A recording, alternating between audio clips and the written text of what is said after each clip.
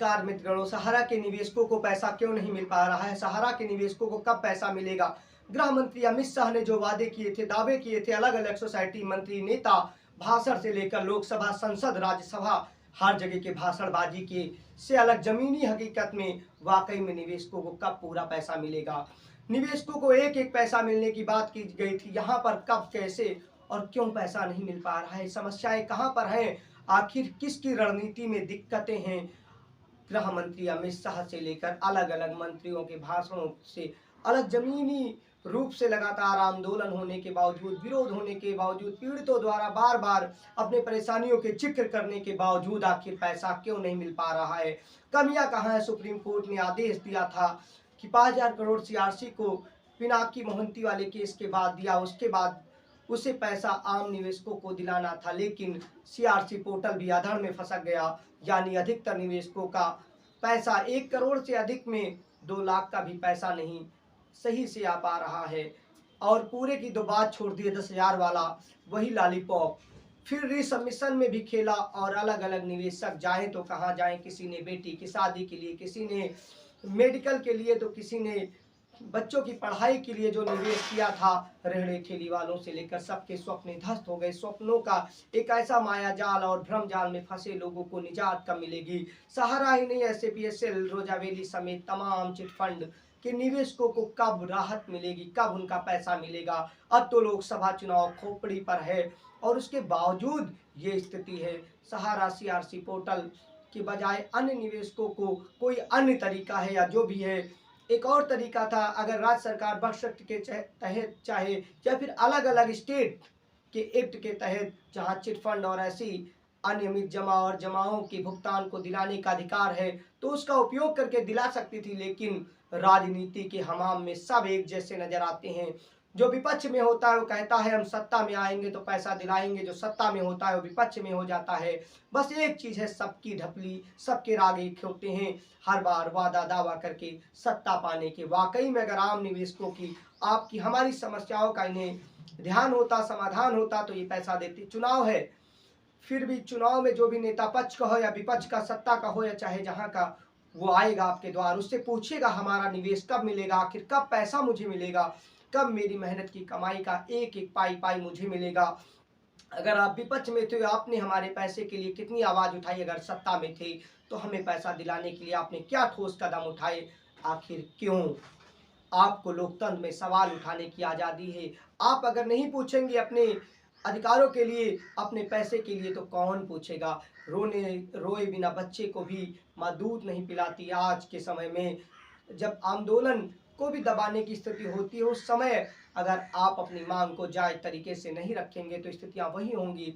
उम्मीद है शासन प्रशासन जो भी है, निवेशकों के पैसे को जो रिकवर किया गया, जो नहीं किया गया, उन संपत्तियों से रिकवर करके उनके खातों में पीड़ितों को दिया जाए। मेहनत का, जब गरीब किसान एक एक रुपया कैसे बटोरता है वो सभी जानते हैं। रेडी ठेली वाले से लेकर एक मजदूर तक, सामान्य मजदूरी 100-120 वाले किस तरीके कड़ी धूप में एक एक जौ से लेकर गेहूं काटते हैं, और सब कुछ परेशान होने के बावजूद, लेकिन उनका लाखों रुपया जब फंसा रहता है फिर उस ओर ध्यान नहीं जाता।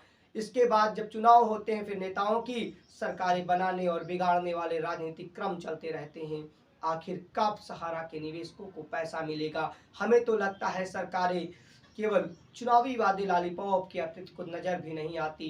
मामला कोर्ट में इतने समय तक लंबित है, फिर भी कोर्ट में सुनवाई पर सुनवाई, अगर कोई फास्ट ट्रैक मामला या कुछ और करके, कम से कम 1 दशक पुराना मामला है, अगर कोई रास्ता बीच से निकाल कर, या 12-13 करोड़ निवेशकों को ये ध्यान में रखकर करते, तो लोकतंत्र में जहां मालिक जनता है तो उसके साथ अन्याय, यानी इतनी देरी ना हो पाती।